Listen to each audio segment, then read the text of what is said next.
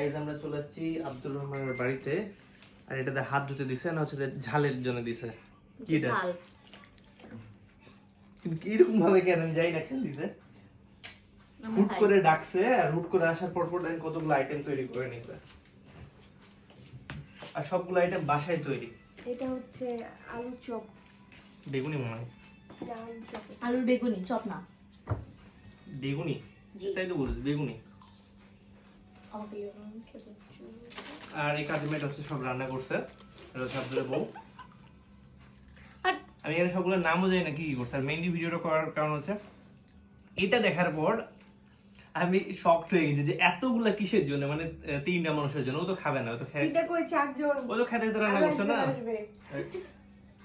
5 জন, এতগুলা আইটেম কই 5 জন দেয়, হামিম আসবে। হামিম বাদ ওর আগে তো শেষ হয়ে যাবে। এতগুলা আইটেম আমরা এই কয়জনের জন্য। আর জিজ্ঞেস করতেছি কিসের জন্য, তো বলতেছে আব্দুল একা খাবে তাই। হ্যাঁ তো গাইজ এতগুলো হচ্ছে যে খাওয়ার একটা কম্পিটিশন করতে হবে একদিন, যে আব্দুল আগে খাইতে পারে। এগুলো সব আমি খেয়ে ফেলবো। দাও। এই দিন দিন একটু বেশি খাইতেছে, কি কারণে এত এটা খাইতেছে পুরাটা- বুঝতে পারছি না। এটা আপনারা পুরাটা- কমেন্টে জানান যে এত খাচ্ছে কিসের জন্য।